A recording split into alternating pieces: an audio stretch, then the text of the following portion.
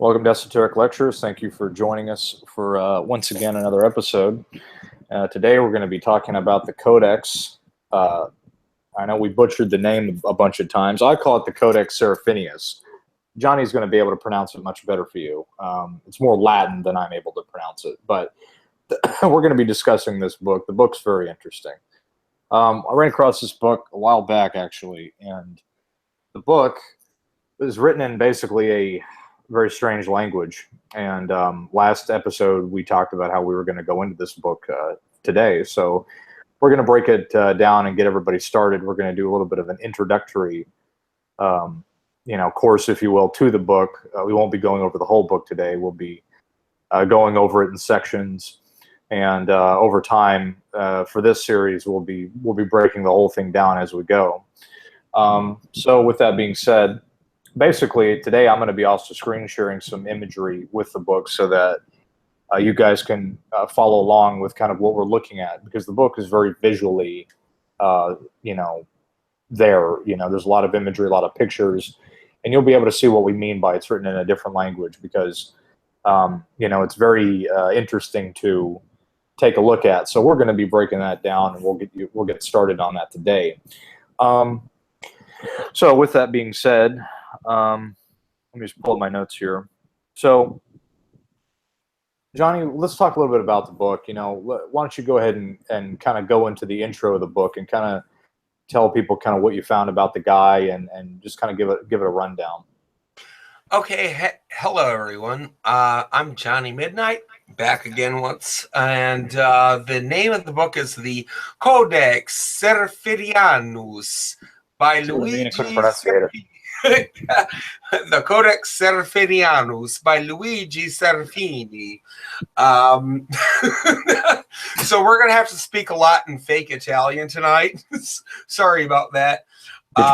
People. But the Codex, from now on, we're going to refer it to the Codex because my tongue just can't stand that.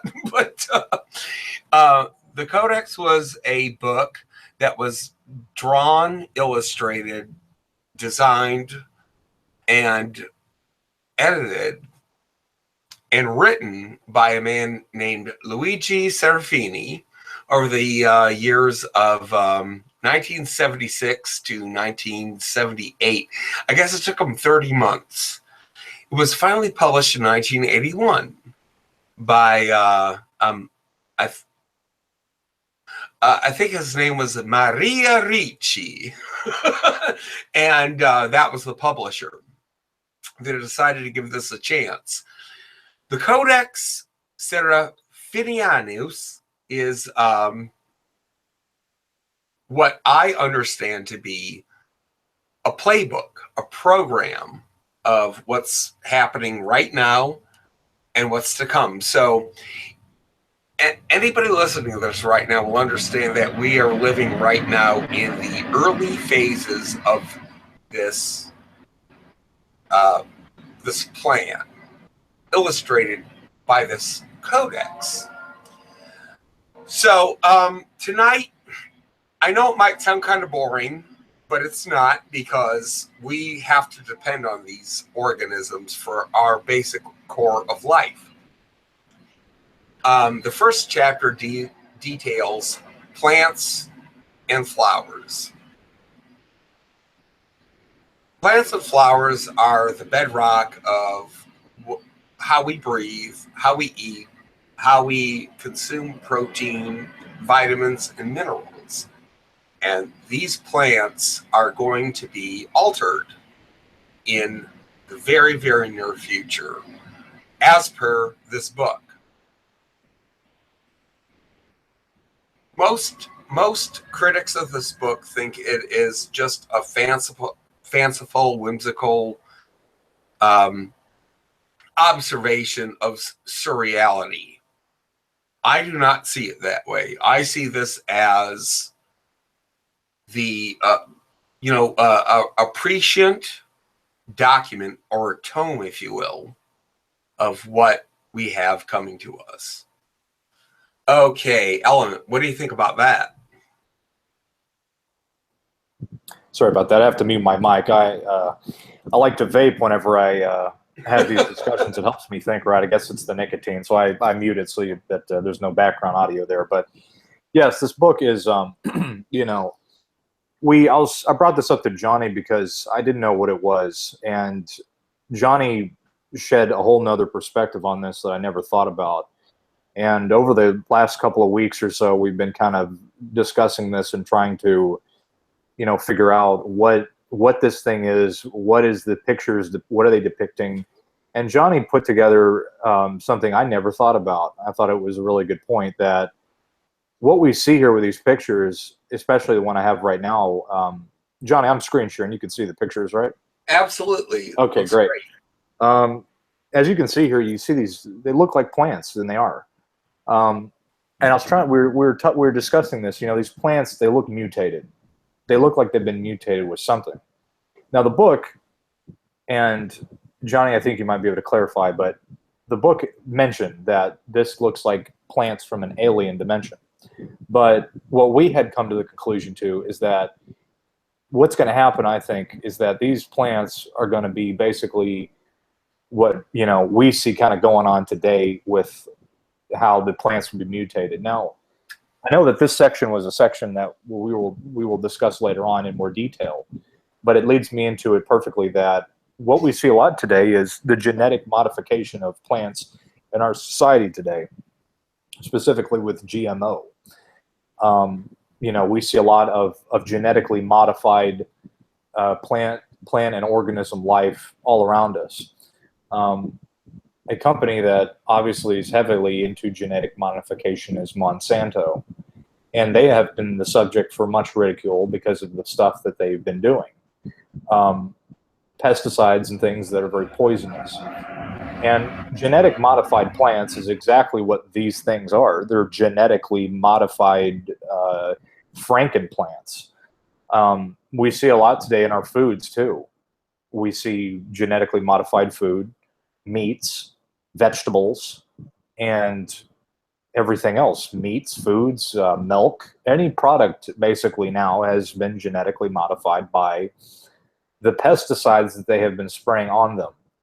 So when we look at these plants here, they look obviously genetically modified. Like this plant right here looks like it's in dualistic. It's got two. It's mutated. All of them are. Now, how does this tie into kind of how it relates to what's going on in our society? I think that we're looking at something where Johnny mentioned that, and I'll let you talk about this, Johnny, because you think you might be able to shed some better light than I can. I think you've done a little bit more research about it. But we're seeing the non-living and the living coming together with genetic modification in plants and in food, meats, and in humans too. We have genetically modified humans because when you consume genetically modified food, that pesticides and the poisons and whatever is obviously going into your body. And we see an outbreak now of cancer, and cancer is what? Cell mutation, which is a modification or a mutation. These plants look mutated. So what basically Johnny had come to the conclusion to, and I'll throw it to you, Johnny, that what we're seeing with these plants and also in this book in general is the living and the non-living basically ushering itself into our world. And it's being done in this section, which we're just introing today, which is in plant life. And plant life obviously has the ability to produce oxygen and food substances that we require. And if you're, when you think about it, if you have an infestation or you're trying to control an infestation, or even more cynically or sinister, you're trying to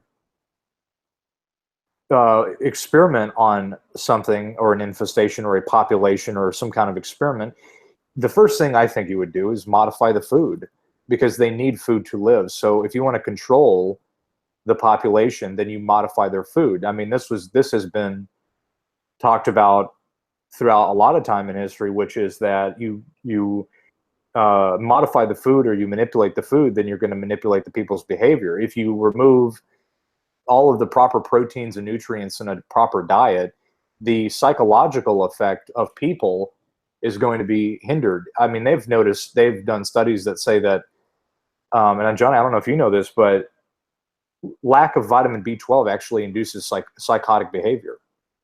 And so any manipulation of the food and the plant life is obviously going to be paramount.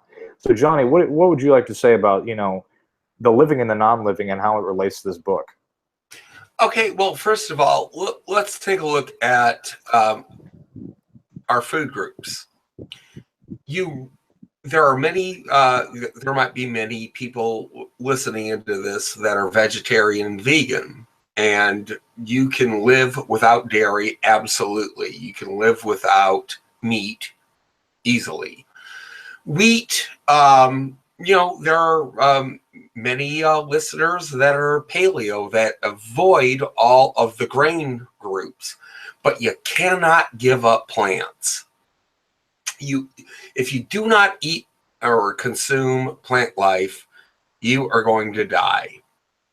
Now, the thing is that with the infestation of the I don't even want to say infestation, but the infection of plant life is a bedrock tentpole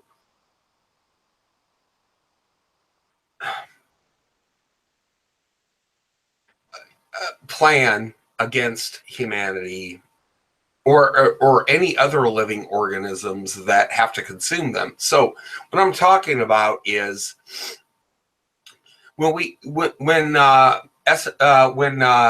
was talking about the living and the unliving, the prime material world, or the corposa, is a manifestation or an emanation of the living.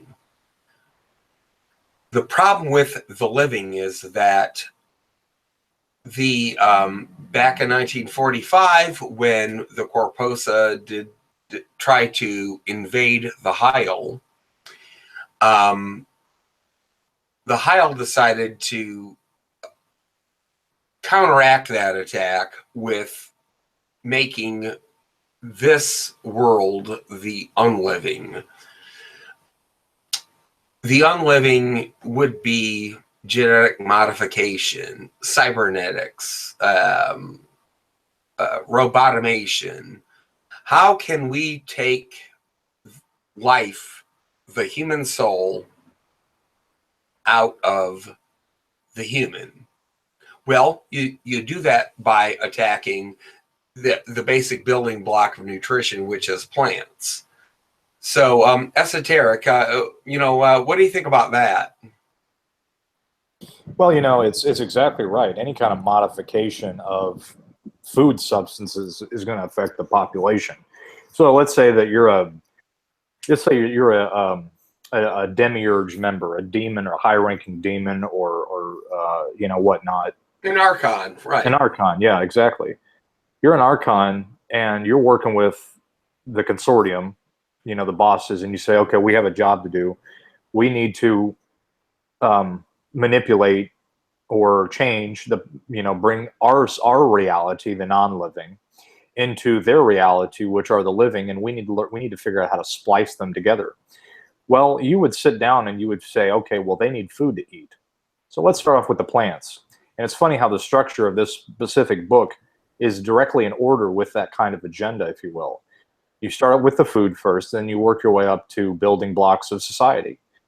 And we see this a lot going on with transhumanism too. It's the same thing. It's the non-living and the living being interacted together. And this is just simply the chapter on how they do it via food substances and plant life. And we see this again, I mentioned earlier that we have GMO foods that are now being manipulated and modified, and we're consuming that food. We have plastics in our food, which change our hormone structure. All of these things are changing the very genetic essence of who we are as people. Well, exactly. And, like we were talking about, like putting plastics in food. For instance, a lot of children eat candy. So many different brands of candy, from chocolate bars to hard candy and bubble gums, put shellac okay, shellac into the food as an active ingredient, and Could you tell that people little what that chip, is? a shellac. Yeah. Well, a shellac is a form of soft plastic.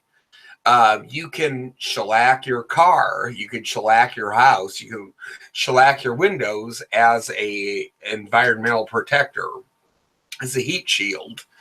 This shellac is still actually being put in our foods, and it has been since around 1982. You know what I find disturbing about that, Johnny, is that I actually got Taco Bell the other day, and I Ooh. got some tacos. Yeah, and I'll probably never eat it again after something I noticed. And I know the food's not good for you because it has a bunch of crap in it. But what really solidified me into this is that when I microwaved my taco into the microwave, it smelled like plastic. I bought a Tyson. Sorry, Tyson, but you know you got to call it out. Chicken breast years ago, and I microwaved it, and this black, I am talking dead black sludge Oh my gosh. started bubbling out of the middle of the breast. Oh my gosh. And I was like, okay, I'm not eating it. And like I had to totally sterilize my microwave. I don't normally cook with a microwave because not anymore. It doesn't taste very good, and I think that it's radioactivity. But this, when you took that radioactivity versus this Franken chicken, and you put it in there, it just made this bubbling crude come up out of the middle of the meat. And why would they allow that? I didn't call up or write or complain or anything like that. I just threw the damn thing out and said, okay, never again. I've never bought another Tyson product in my life.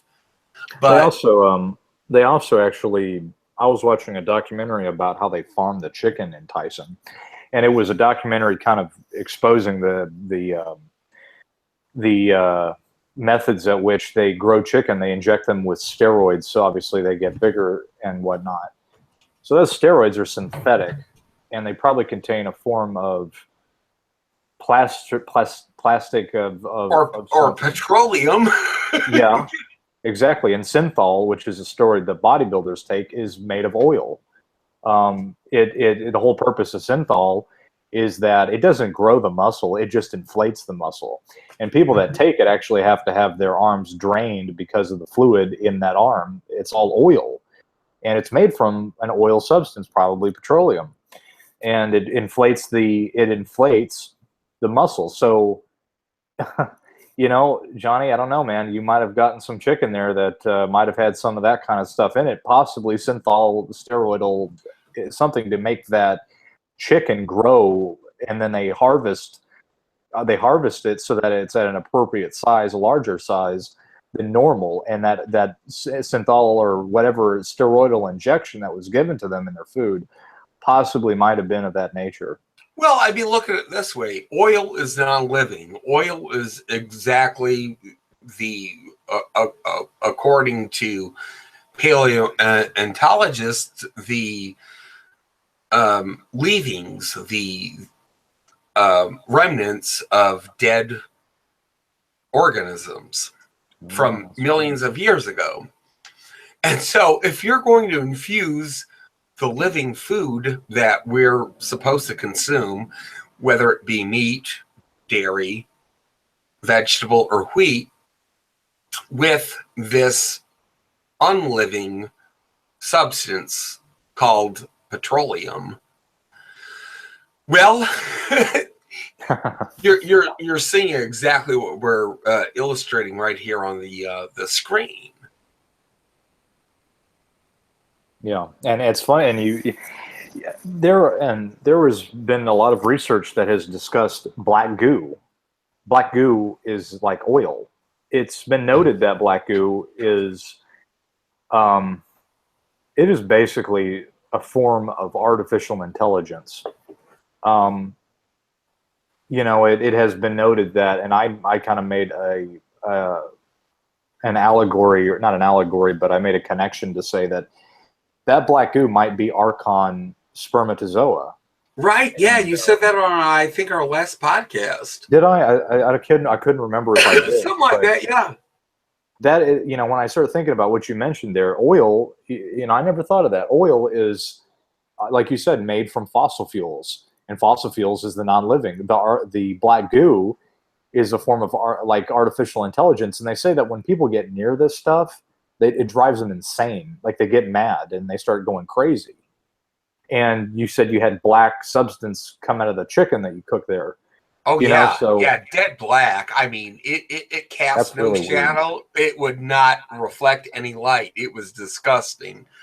And that's the funny thing. Like, as Element is scrolling through this book, you're going to learn that we right now in 2017, at the time of this transmission, are experiencing the early phases of this transformation. And as we had spoken about in our earlier podcast, this transformation has to happen in order to usher in the next age. Okay? This next age has to be the age of the unliving. We right now are still the living. Even if we are being conjoined or experiencing the unliving, we're still elements or entities of the living. Now, Element, answer this question. Why do we have to become the unliving? That's a very good question. I think it's because what does the living have that the unliving does not? Oh, life form, and right? will. Yeah, and will. And when you look at the, you mentioned this, Johnny, that the whole purpose of making the living and the non-living go together is so that they can transfix the veil. The veil is the thing that separates. Think of it like a giant energetic wall, like a door in your room. Right. You close that door, that's the veil. The veil is the thing on the other side, which is where the demiurge and the archons and the demonic, entities are at.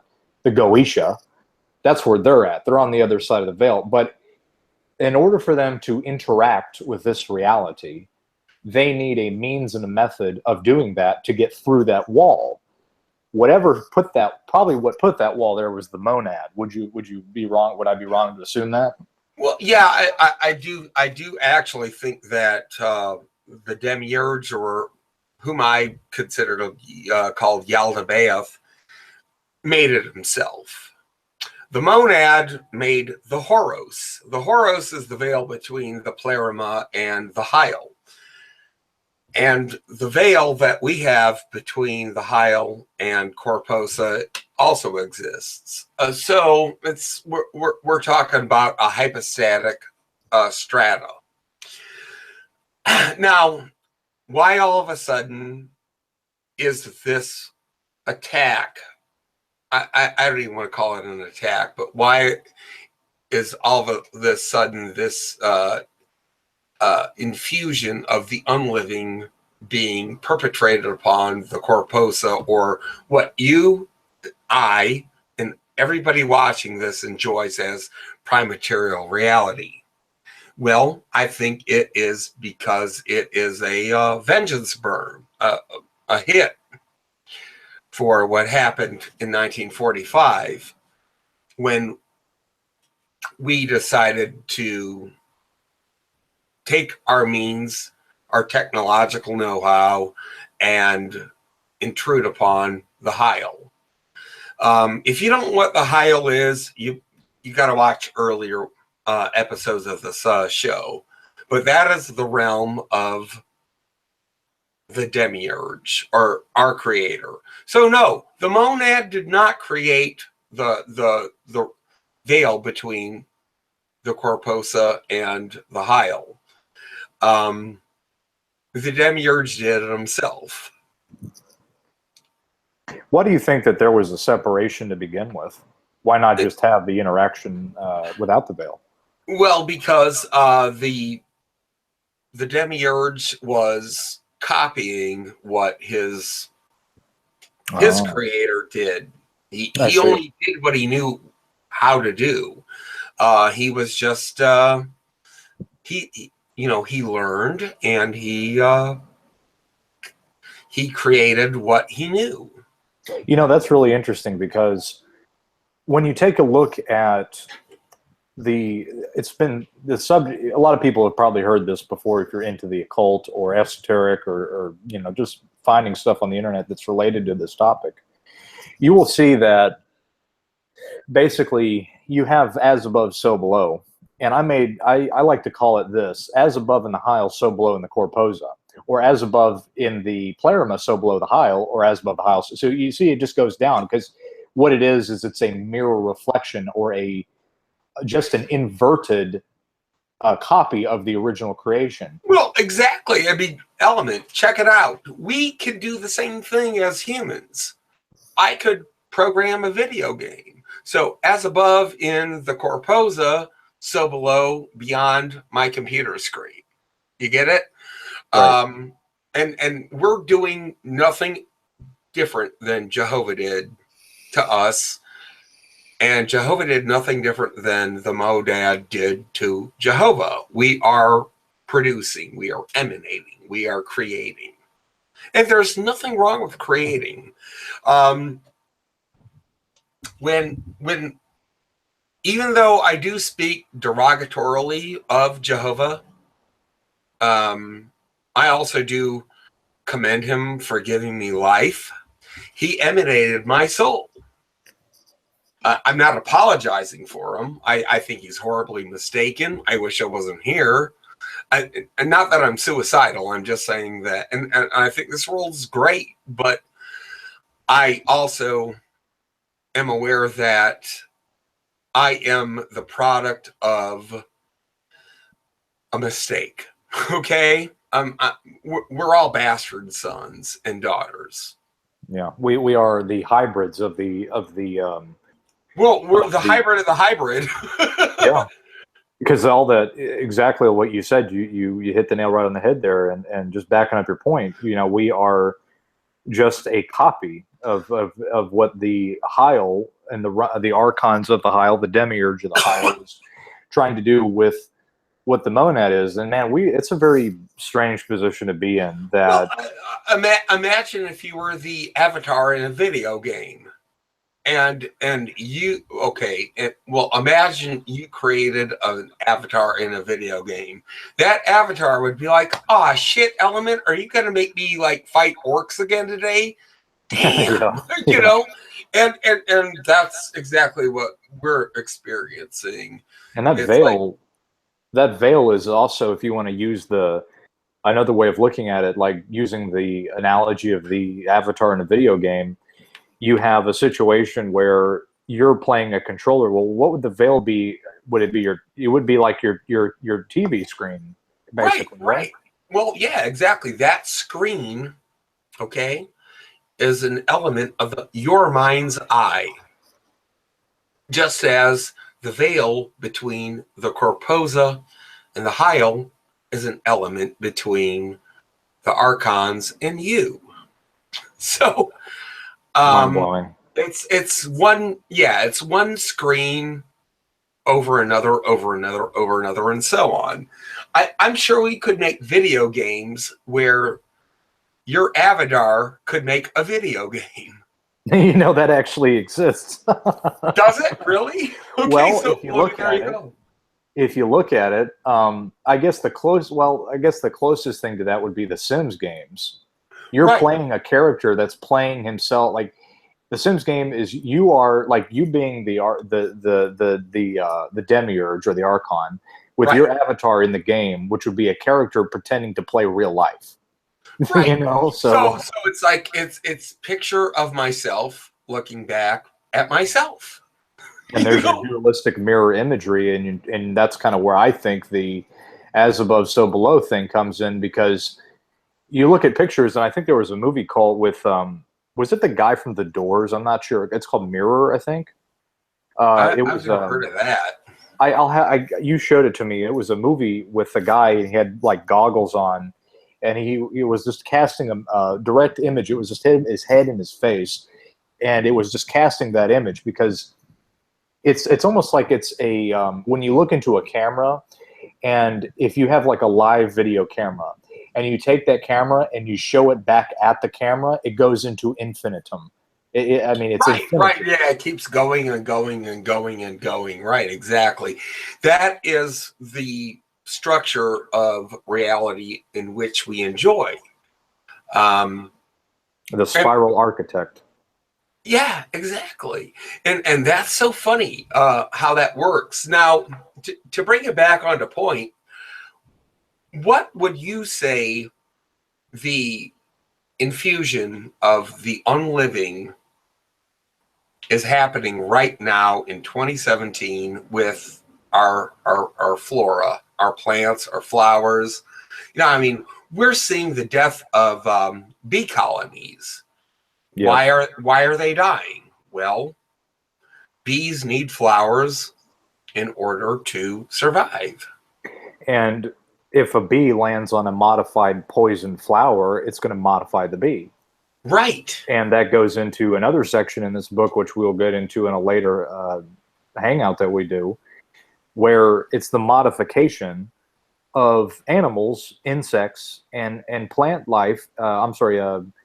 Animals, insects, and things like that.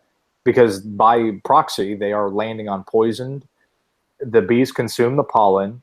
The pollen has been sprayed with genetically modified pesticides to genetically modify the plants. So the bee consumes the genetic modified stuff, which genetically modifies the bee. And there you go. I mean, and then Well, the people. the same happens with humans. I mean, like if I eat a genetically modified hamburger, I'm going to turn into a big fat land whale. You Yeah, know, because there's steroids in it and all that. right, right. With that black gooey sludge that I had found bubbling out of my chicken, and thank God I found that.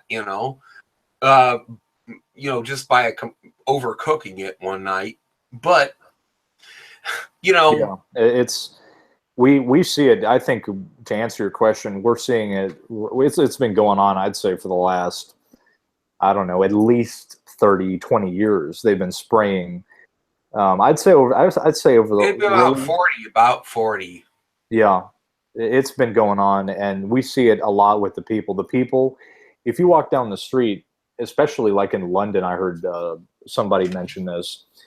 The people that go to the clubs and the bars to go for a beer or whatever, when you see the people walking down the street, they look disfigured. They look obese. They look disfigured.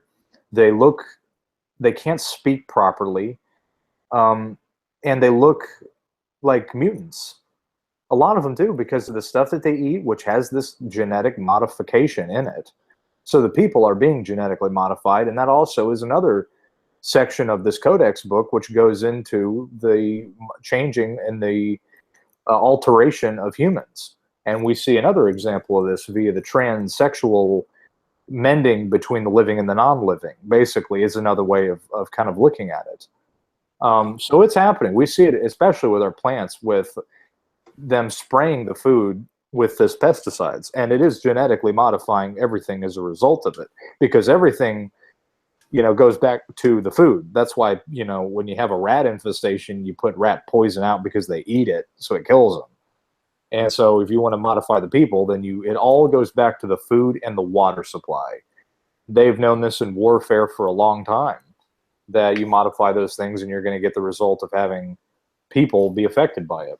Right, like if I was an attacking army, for instance, I would attack the water supply. I would also attack vegetables, because I know that everybody eats some sort of vegetable before any other food group. Whether it be beans, rice, lettuce, or something more complex like a pepper. The thing is that's so simple about vegetable life is that, or plant life is that is genetically easier to modify, and that comes first. Go with the path of least resistance, and that's what they're doing. They're doing that right now. Now, well, who's doing that? Well, we're talking about Monsanto, and we're talking about General Mills and ConAgra and all these other different corporations. How do they know? How and why do they get to know this? Well, they are in compact with the archons. They know what to do. Yeah, they're the ambassadors for the archons, and so they were just doing they're just the useful workers.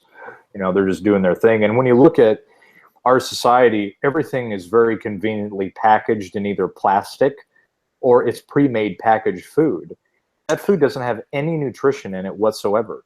It's just carbs. There's no protein. There's nothing in there. They're putting water in plastic. What fool buys that shit? Right. Yeah, it's like, why? And it's overpriced too. So they're really rubbing it in your face then. You get it for free out of the freaking. You pay for it every whatever. But that's just an example of how they're doing it. And TV dinners, it's all in plastic. It's just carbs. And they know this. They know that if you don't give people the proper nutrients in their diets, they will, they will suffer mentally and psychologically for it. Johnny, why don't you sent me a link about a movie called The Scanner Darkly, and there was a specific section that talked about this in the actual the clip that you sent me, where Keanu Reeves plays a character in there that he's actually a farmer. Why don't you talk about that? Because that was really interesting there. Okay, in the movie A Scanner Darkly is an adaptation by Richard Linklater of the wonderful book written back in the early 70s by Philip K. Dick. And we'll get into probably an entire show about Philip K. Dick eventually, but pertaining to this scene that is pertinent and germane to this broadcast, it details a drug narc, a law enforcer who has his brain completely fried out while he's working undercover. After he has been put into a drug rehabilitation center, he is ordered to farm these unliving flowers, and they even changed his name, and his name is now called Bruce. And Bruce is ordered to spray pesticides and maintain these crops of these flowers of unliving organisms. And Bruce says, I have seen, when he sees these unliving flowers sprouting out of the ground, Bruce says, I have seen death come out of the ground. Now, this is very telling of what we're seeing right now with our agriculture, the entire agricultural system, right here. And if you haven't seen A Scanner Darkly, I really do beg you to go and take a look at it. Or even better, read the book by Philip K. Dick. And here's a section right out of the book that shows an illustration of what looks to be farmers planting the genetically modified food, being the worker bees. And it's interesting because when you look at demonology and lost are going into the Goetia, which we'll get into it at some point. That's a whole nother thing. But, the Legion are basically nothing more than the worker bees, which is why bees and the demonic hive of Legion go hand in hand, because they are the worker bees. They are in compact with each other. They are nothing more than the foot soldiers to complete the agenda for what the higher demons, or the Goetia, the archons, need to have done. And very much in our society, we are the little worker bees on a lower level, because our society is very much in hand with being a collectivist hive mindset. Well, This is why people, you just take a look at how people behave. They all act and move in the same way.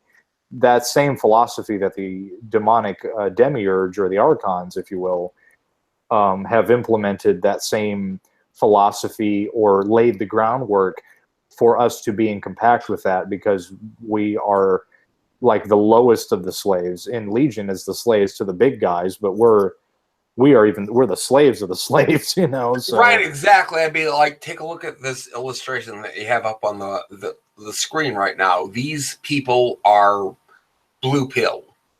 They are going through the motions, or doing what they're told. They don't know why they're doing what they're told. They are just doing this because, they might be threatened with homelessness or poverty, imprisonment, and they happily go upon their pre-programmed ways, without any kind of knowledge, without any gnosis of why they're doing what they're doing. It's just part of the script. It's part of the playbook. What did you mention, the flower that was in that scene from the movie The Scanner Darkly? What did you call that flower? Well, the flower was called, the flower was a blue flower that grew against corn, in the middle of corn rows. And in that book, or the movie, Bruce was supposed to harvest. He was supposed to manage and pesticide the corn. He looks down one day and he sees this field of blue flowers in between the corn rows. And his supervisor, who was an ambassador of the archons, says, "Bruce, what are you doing? Get back to work." And Bruce goes, "I see flowers. I see flowers everywhere." And then the ambassador says, "No, you don't, Bruce. Those are the flowers of the future, but those are no longer your flowers. They were your God, but not anymore. They're not there anymore." Because flowers represented life.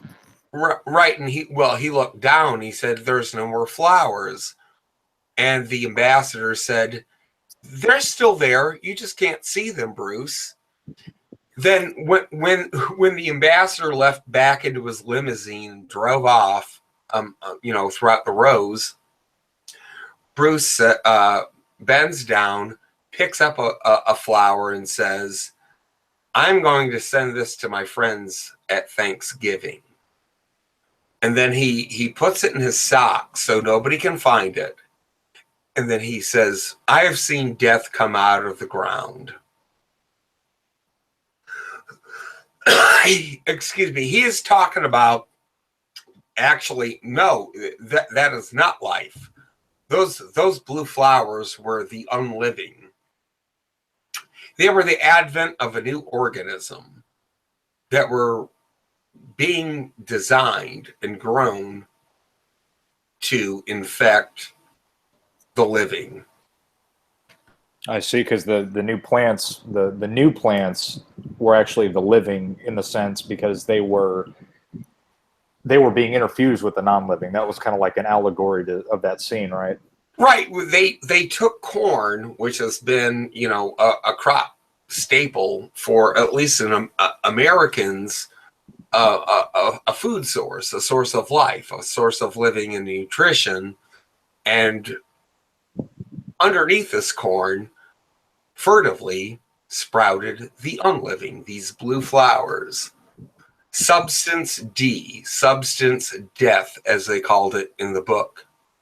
Substance death. That was what I was. Yeah. That's just unbelievable, and we do see it. It's happened. We're going through the change right now of these plants being genetically modified, to what we see our society, and it has infected the people. The people are really sick now. Everybody's got some form of frickin' cancer or whatever. And the people have hormonal imbalances which cause them to act erratically. Their brains aren't functioning properly. And that will be, I think, that's if I'm not mistaken, that's like the later section of this book that discusses the effects that the humans will end up having. And what we see with also, here's another thing, plastic has estrogen in it. And so the transhumanism, I'm sorry, not the transhumanism, the transsexual agenda that we see, right. A lot of men have basically become effeminate due to things like estrogen in the plastic. Right. So if you're drinking soda pop or water or whatever have you, that is encased in plastic for possibly months, by the time you actually imbibe it, or lunch meat that's wrapped in plastic and whatnot, you're going to eventually, over time, after consuming this food, infuse your own body with the estrogen. Even as a man, you're going to get man boobs and all these different types of changes in your physiology. Right. And so, yeah, we are definitely looking at a very interesting time ahead of us. And, that's why I wanted to we did a hangout about this, talking about how, surviving a Lilithian age and, making sure that you get good, healthy food where you can get it, which is hard because all the food is going, it's all grown by the big corporations, which are the oligarchs or the intermediaries for the higher, beings that are trying to push this thing. So it's hard, to get good, clean food. Yeah, you actually have to pretty much find farmers markets, the Amish, private farms to get food that they won't last. It won't last very long in your fridge or on your shelf, but at least it's wholesome. And you have to go and look at those kind of avenues in order to feed yourself properly, as a human should be. And it is more expensive, and it doesn't mean that you have to buy your whole freaking grocery cart full of this stuff, because it'd be insanely expensive for most people. But, at least the most important things like meats and things of this nature are important to your healthy being and being a healthy person and trying to get through this. And so these are all things to take into consideration, and we do see it. And that's why we wanted to get introductory into this section here about the flora or the plants that are being genetically modified and how it affects, us as people. And we do see it. We see the effects. We see how the effects are, especially in fast foods and packaged foods and sugary foods and all that are affecting the people. I think the psychosis of a lot of people nowadays is a direct result by their diets, as well as all the other brainwashing, whatnot, is taking place. But with that being said, why don't we discuss a little bit about kind of what we learned today, and if there's anything else we want to mention, that we might have thought or left out, let's bring it up. Well, first of all, what I learned today is, as I'm trained to be a Gnostic priest, I have to take certain vows. And one of them is the vow of harmlessness. I'm not allowed to harm anything. I'm also able to not allow myself to be harmed. So that includes humans and other animals. And this is actually off topic of tonight's discussion, but it will go into next week's. Because I can still function out of necessity, I might have to harm animals in order to get the necessary nutrients that I need to sustain myself. Ergo, I might have to hunt. I know that sounds crazy. I like to hunt right now. I'm not ordained yet, so I can still do it. But one vow overrides another in this instance. If that makes any kind of sense, what do you think about that element? Yeah, I mean, you gotta eat. That's just how the system is that we live Well, in. yeah, I also have to eat right too. Right. Exactly. Yeah, I mean that's everything on this. Everything in this world is based on sacrifice. Everything. You sacrifice your time at work to make money, and you sacrifice the money to be able to buy things to eat. So everything in this world is a give and take. It's just the nature of it. And we can't get around that. Some cases we can, but everything is based on sacrificing one thing to get something else. It's a give and take, energetic relationship, if you will. And you have to be able to, if a guy was stranded out in the middle of nowhere and he goes, well, I don't want to kill a deer, well, then he's going to starve to death. And so that's just how it is. You got to be able to eat food to keep living. Well, it's funny that you mentioned it that way. It's like as we become more and more civilized, the more and more barbaric we become. Where, that's true. Well, it's true. Exactly. It's like, oh, okay, because I know what I do know, I have to actually revert my behaviors for my dietetic necessities. We become. Yeah, to become more like a caveman or something like that. Like, I love to hunt. I think it's fun. I do it all the time. And I know that once ordained, I have to give it up. But because I know the nature of the physiology that's going on right now with our food, I'm going to have to rely on it even more and more. So a paradox has evolved right here. And I would have to actually, speak to my higher ups and tell them about this. And I think they would understand. And this is just something that dawned upon me during this podcast, just like we do every podcast, what did I learn today? Well, this is something that I learned and something that I have to prepare myself for. I won't get into it too much when we talk about the genetic modification of animals in our next show. Like, not this point, but that was something that really dawned upon me. So, well, esoteric element, what did you learn today, Well, I've been learning a lot recently, and I'd say one thing I learned today, which would be, how the hierarchy of this whole structure that we kind of find ourselves in is just, and it's not really something I learned, it's something I already knew, but it always keeps evolving itself. How we see the reflection, the as above, so below of the reflection or the copy of what the Heil is doing, and how we are just replicating exactly what their kind of hierarchical structure is. It's just an inverted mirror image of everything that has kind of been imposed on us or has been created for us. And I'm sure that if you were to go up to the Heil, however that looks, I have no idea. I don't think I'd want to either. Actually, I would, because I'm curious. But if you Right. would find, if you would go there, you'd probably see the same methods, just like in this book that we discussed today. That there is things there that are not anything you could ever possibly imagine. Modified people, modified foods, if that even exists, and such thing. And how our society is based on a hive system of legion, if you will. And we're the worker bees for these people, and you have to slave away at work to be able to make money and do things, and then the people at the very top, they obviously have hierarchical abundance. They're higher than that. So, this whole thing is just it's beginning to see much more clearer.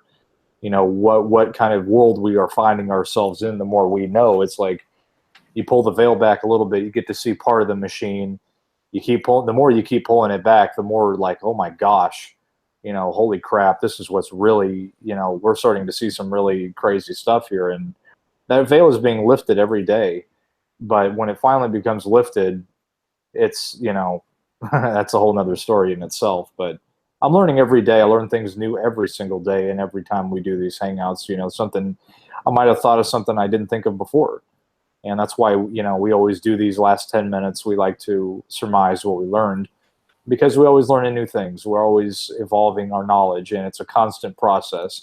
But the more we do that, the more we are able to better survive and better get a understanding of how to survive. Right. Well, exactly. That's why I said to myself, well, even though I have to take a vow to not harm, I also learned today that I might have to harm animals on my own, so I know what I am eating, and what kind of caloric protein intake that I'm putting into my body. That's very interesting. I mean, you also question about what life beyond our veil into the Heil might be like. It might be a completely different set of physics. Yeah. I don't know. I don't know that. Like, what our Earth is becoming is just a notion of what the Heil could be. And even when that plan comes to fully fruit, which we'll discuss in future episodes,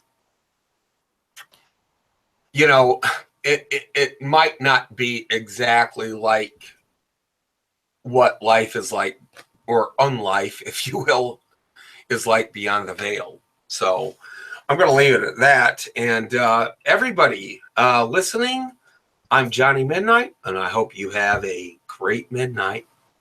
And thank you for tuning in to another episode of Esoteric Lectures. And until next time, we'll see you again. Bye-bye.